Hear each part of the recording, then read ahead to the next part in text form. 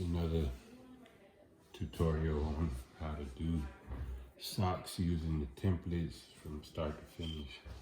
So for starters, you can get my file and it'll have all of these templates for socks, whichever one size you're using, extra small, medium, small, large, whatever the case may be.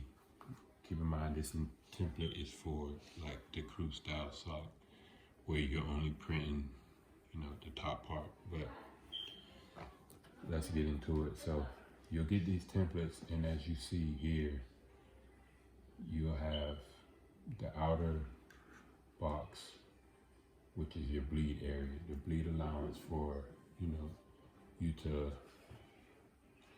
have some overage on the sock to make sure you get the design all the way across and bleed off onto the sides. And then you have your actual printable area box, which is internal, that lets you know, to keep your main design within that box, because that's exactly what you will get inside the sock. So for this one, I'm going with the shirts that I did for Cosmos Inc. I'm gonna recreate the same design that was on the back onto the socks. For the second time, I already did it, moved it over. I'm just gonna show you the clipping mechanism. So I'm working with a medium sock. So if you zoom in, you can see that I built the design with the bottles and everything inside. I just make sure I got full coverage inside the printable area, and then just make sure at least something was on the outside of the printable area, the bleed allowance. So what we're gonna do is I'm gonna select all of this. Now that I have it all selected, I want to deselect the printable area and just select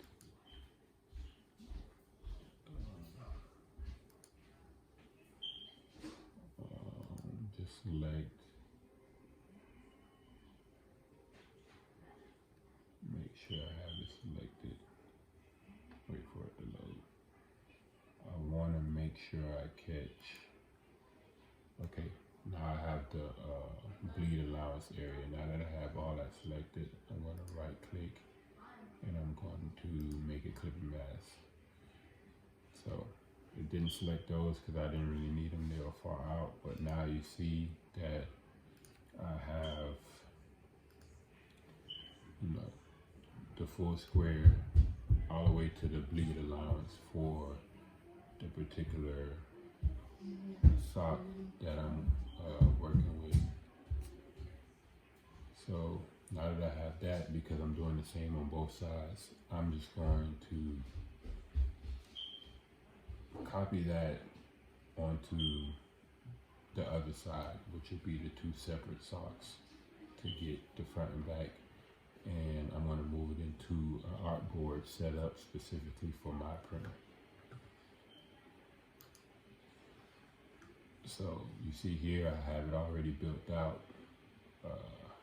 This artboard is specifically set up for my printer. Since it's 44-inch wide, I have them set up simultaneously to print across the width to enough to do 1, 2, 3, 4, and then an extra transfer in case I mess up. 4 pair of socks, and one extra set transfers in case I mess up. Next step, I'll take you to the printing and then where we're gonna go from there.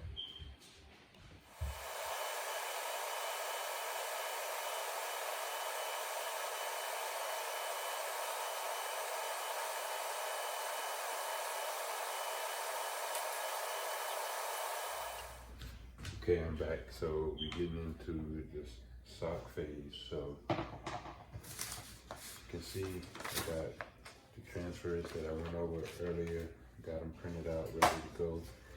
I'm going to be doing 4 pair of socks. doing, you know, the yellow bottom pair, the black, the pink, and Carolina blue. Try to get as close as to the CMYK element as I wanted to.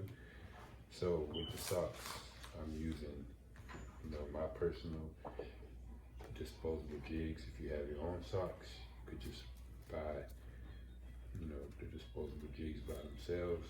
Come pack 100, 250, 500.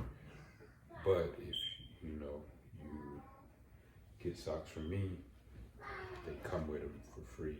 You get 4 bag and some other stuff. So, you know, how I do it is I take the pair, and what I like to do, I like to take 2 of them, and I like to load 2 in each sock. That make guaranteed to make it lay flat, you know. And if you want to load a little faster, you could do what I do, take a pair of scissors and around the corners, and then, you know, get a little rounded end. So I load it, just slide it right in, push it down.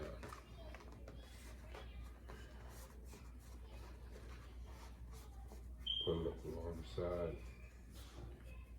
even it out, and boom, first sock loaded. So do the other one, and I'll do it for, you know, the other 4 pair, and I'll catch you guys a little bit later in the video once I got them all loaded.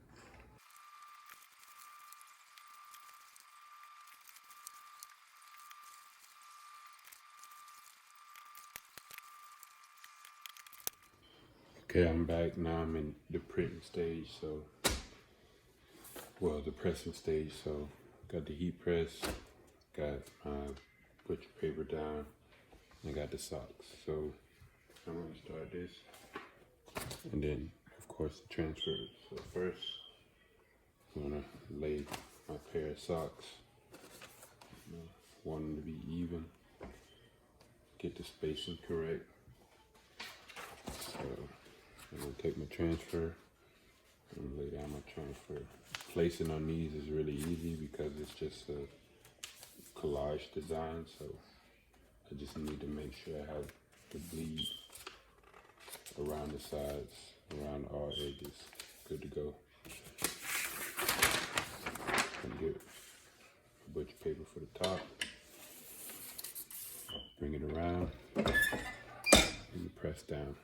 You can see my press, I'm at 395 for, I think I have it at 58 seconds, or I always stay between 50 to 60 seconds, never less, because I want the full color to get in the sock. Another thing is, some people may not put butcher paper on the cover. I always do, because I always want to protect the press as well, because for some reason, if any ink gets on that, you know, that heating pattern, it can possibly transfer over to another item if I'm never using the top. So to completely protect it, I always use a top sheet. So I'm gonna let that run the full length time. So letting it run 50 to 60 seconds, using, you know, the disposable jigs, because it's thin. Even using 2 like I do, it allows the ink to completely submerge and go over to the edges to create that seamless transition. So first side's done, put the transfer off, completely transferred. So now I'm gonna flip it over to do the back. And you just flip it over, put it right in the set. This one, sometimes this happens, it didn't, it made it bend forward a little bit, just bend it back a little bit to get it back flat. Rarely happens, but it happens. As you can see, literally just flip it over, get it ready to go. Except for that little beam. Line the mix, transfer up. Make sure you have that bleed allowance. Cover back on top.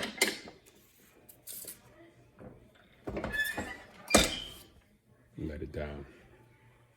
Let that go for another time, but here you can see the first ones I did, which were the Carolina blue ones. They're nice and cool now. Then you just pull those transfers out. If you want it, you could use it again, but for me, they're less than 5 cents each, and you know I'm constantly having them already loaded, ready to go. You can just toss those. But the finished product, when you see, you open up the sock, there's no separation, no white line. The color went all the way across, bringing it seam to seam. Same thing with the other side. Color all the way across, seam to seam.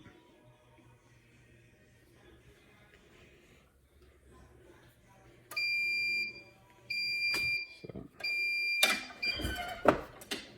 pop that out. Take off the cover, take off the flap. So I don't pull them off right away because it'll cause the sock to retract too much sometimes. So I let them cool off a little. But you can already see that, you know, seamless transition on the side. I mean, the light may make it look like it's not with me showing it like this, but I'll show you a couple seconds. Pull it off. Open it up. And sure enough, no white line. Good to go.